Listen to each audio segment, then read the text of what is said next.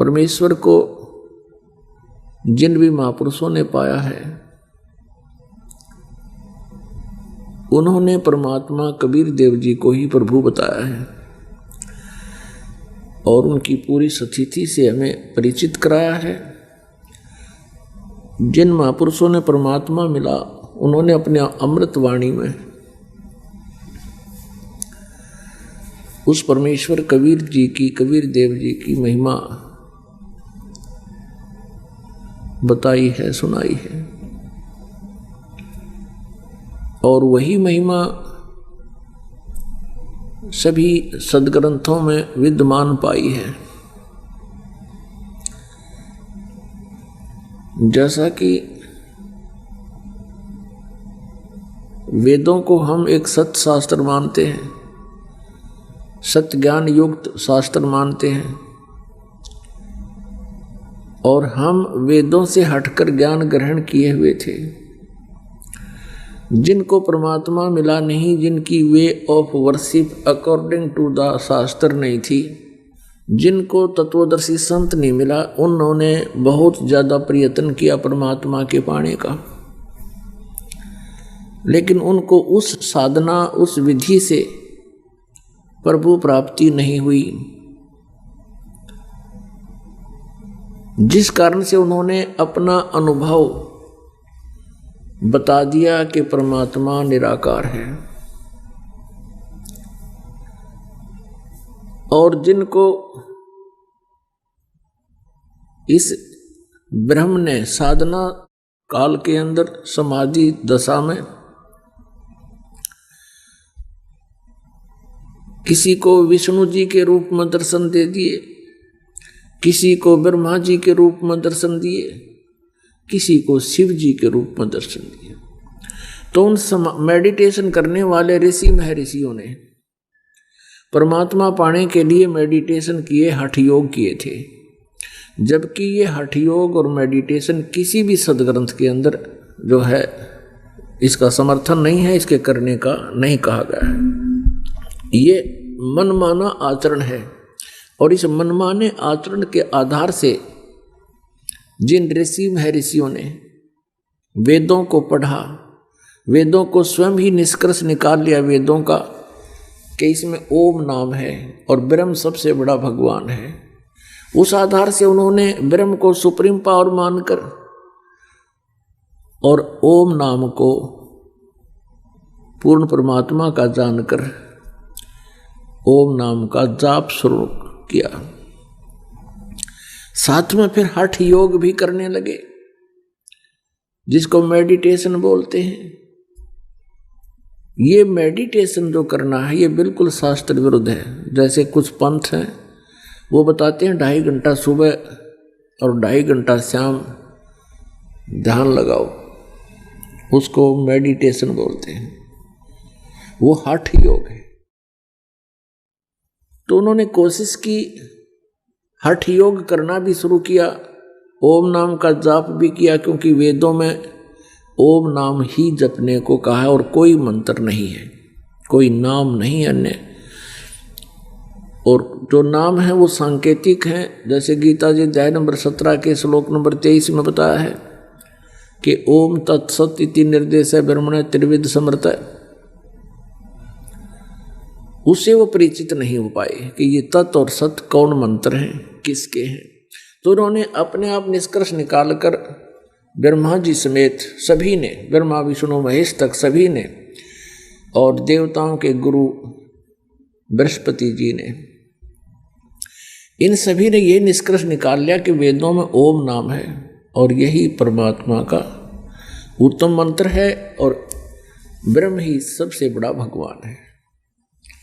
जिस कारण से उन्होंने ओम नाम का जाप और हठ योग बहुत किए, प्रभु प्राप्ति नहीं हुई, क्योंकि ब्रह्म कौन है? ये काल है, जो गीता जी अध्याय नंबर 11 के श्लोक नंबर 32 में स्वयं कहता है कि मैं काल हूं और अब सबको खाने के लिए आया हूं, सबका नाश करने के लिए प्रवृत्त हुआ हूं। अब श्री कृष्ण जी तो पहले ही अर्जुन के साथ विद्यमान थे, वो ये नहीं कहते कि मैं अब प्रवृत्त हुआ हूं। इसे सिद्ध है कि उनके श्री कृष्ण जी के अंदर कोई और पावर बोल रही थी वो काल भगवान है जो ऐसे ही क्रियाएं करता है।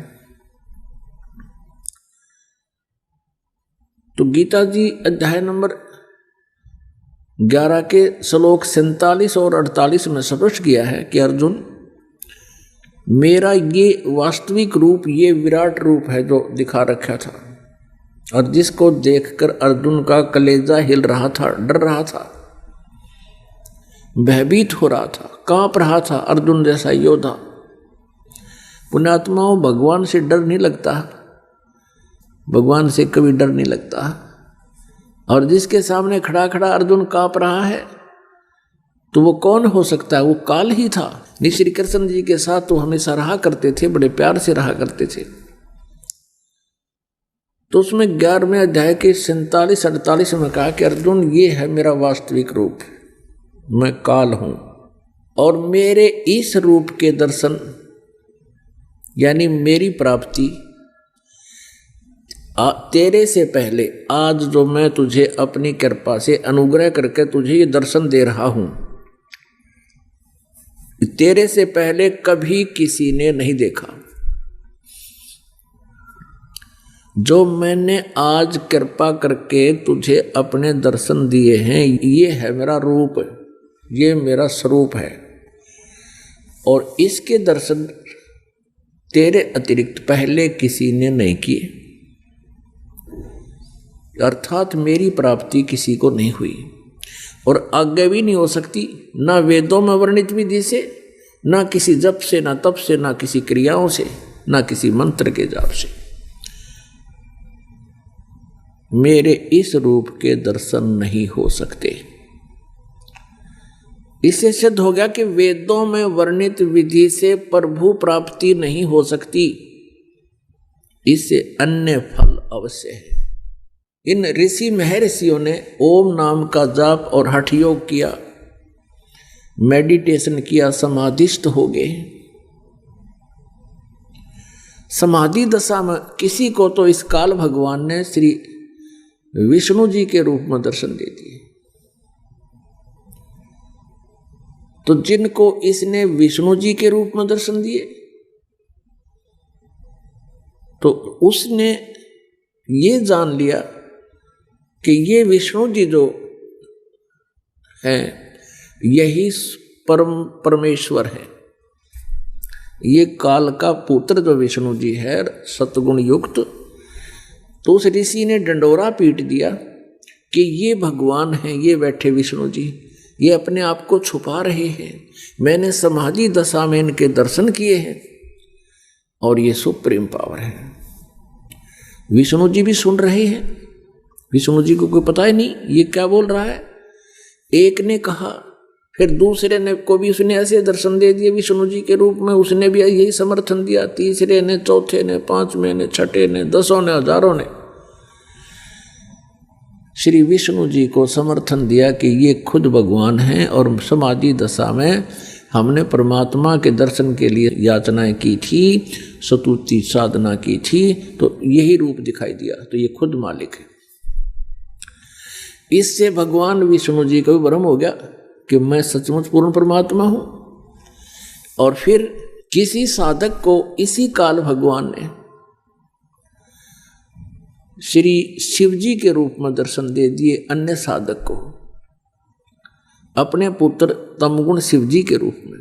तो उस ऋषि साधक ने सबको कह डाला कि ये पूर्ण परमात्मा है, शंकर भगवान जो शिव है, ये छुपा रहे हैं अपने आप को, ये सर्वेश्वर है, मृत्युंजय, कालज्जय। इसी प्रकार एक ने, दो ने, 10 को, 20 को, 500 को उस काल भगवान ने इस दृष्टिकोण से वर्णित कर दिया। तो उन्होंने भगवान शंकर को, शिव जी को सर्वेश्वर बता दिया। और किसी को ब्रह्मा जी के रूप में उसने दर्शन दे दिए। उसने ब्रह्मा जी को बता दिया कि ये स्वयं परमात्मा है। फिर आखिर में उन्होंने निष्कर्ष कर दिया आपस में, कोई कहता विष्णु जी ही 3 रूप बनाते हैं,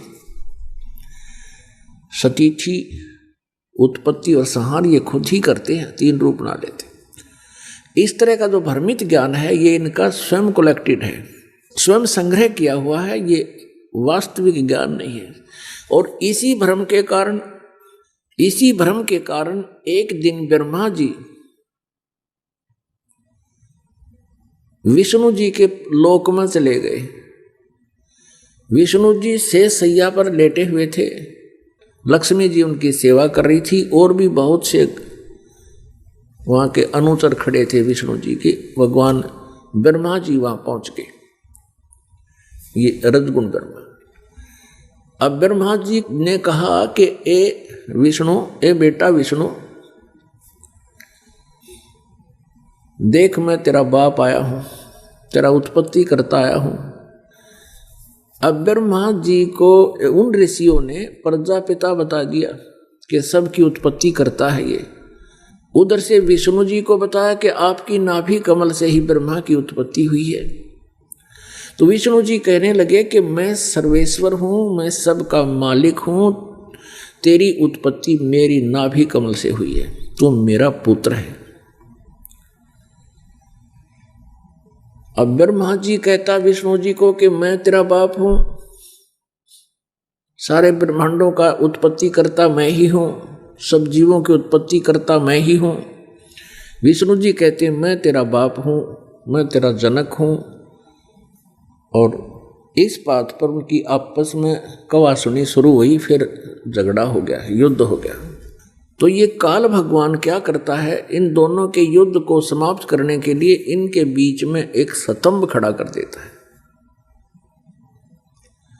स्तंभ, एक लिंग खड़ा कर देता है, बहुत तेजों में, बहुत लंबा खंबा। अब इन्होंने एकदम उनके बीच में एक आश्चर्यजनक घटना घटी तो दोनों झगड़ा बंद कर गए, युद्ध बंद कर दिया और उसकी खोज करने लगे, ये क्या है, ऊपर तो कितना लंबा है, नीचे कितना बड़ा हुआ है। ऐसे वो चलते रहे, उनको और छोर नहीं मिला। ब्रह्मा ने झूठ बोल दी, ब्रह्मा जी ने, कि मैंने इसका एंड देख लिया। इस बात से क्षुब्ध होकर के ये काल भगवान अपने पुत्र शिव का रूप धारण करके उनके पास प्रकट हो गया और ब्रह्मा को कहा कि तूने झूठ बोला है। उसकी गर्दन काट दी, 5 मुख थे, 4 रह गए। फिर उन दोनों को कहा कि तुम अपने आप को भगवान मान बैठे, तुम भगवान नहीं हो, तुम ईश नहीं हो।